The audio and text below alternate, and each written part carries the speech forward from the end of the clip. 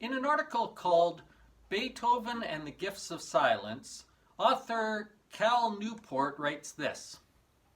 In 1801, at the age of 30, Ludwig von Beethoven complained about his diminished hearing. He said, "From a distance I do not hear the high notes of the instruments, and I cannot hear the singers' voices." He raged against this decline in his hearing, so much so that he would pound on pianos when he was playing, almost to their destruction. And by the age of 45, Beethoven was completely deaf. This was devastating to him, and in fact, lots of his biographers state that he considered suicide at this point. He couldn't hear music, so there was no point to live. Fortunately, he didn't take that route, and it says that this is where Beethoven's story veers off into the stuff of legends. Newport writes that, cut off from the sound around him, working with only the musical structures dancing in his imagination, Beethoven produced the best music of his career, culminating with his Ninth Symphony, a composition so daringly new that it reinvented classical music. He couldn't hear anything, and in a way that was actually a benefit.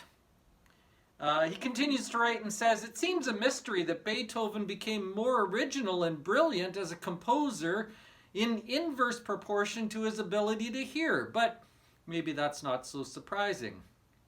Beethoven's limited hearing allowed him to get out of the sound of the things that were happening around him." Again, Newport writes that Beethoven's earlier work was pleasantly reminiscent of his instructor, Joseph Haydn, yet his later work was spectacularly innovative and completely new. Deafness freed Beethoven as a composer because he no longer had to listen to what everyone else was doing. I think that's really, really interesting. He concludes his article by saying, "The silence that Beethoven found himself in allowed him to hear something new." As we've gone through this time of the pandemic and lockdowns and being isolated from one another, I understand everybody's upset and people are tired of it and we're sick of being by ourselves and we want to be with other people. But do you remember before all this happened, there was likely a time in your life where you were so busy you just wished for some peace? That you just wanted some quiet, that you just wanted some time alone. I remember thinking that a lot. And now that I've got time alone, I'm not sure what to do with it. But maybe one of the things I need to do is start listening. Rather than trying to replace all the sound and all the fury and all the hubbub and all the stuff that I'm missing, maybe I actually just need to stop for a minute and listen. Maybe like Beethoven, if I stopped listening to everything else, I might hear something new. In fact, the psalmist heard that idea as well.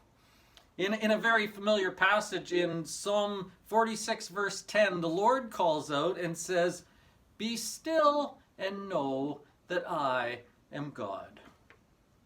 That comes in a psalm talking about God's greatness and everything that he's done, and it ends pretty much by saying, "Be still and know that I am God."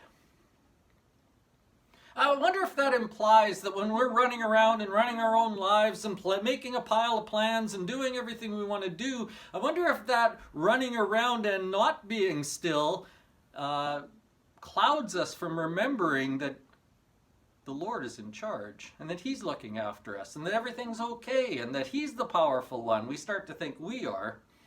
Maybe we hear something different when we slow down. Maybe we hear something different when we stop listening to all the voices of the society around us that tells us how to be successful or how to measure our lives. Maybe we would hear something better if we would just be quiet for a while and enjoy it and listen. Maybe we'd come up with something new. Like I say, the author pointed out that Beethoven's inability to hear allowed him to hear something new. And then he ends the article by saying, "You really can't hear yourself until you turn down the volume on everyone else. I would say you really can't hear God until you turn down the volume on everyone else and yourself.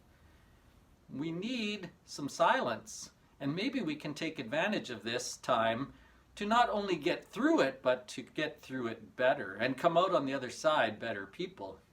As Jesus was fond of saying, "He who has ears to hear, let him hear." May you hear something better today.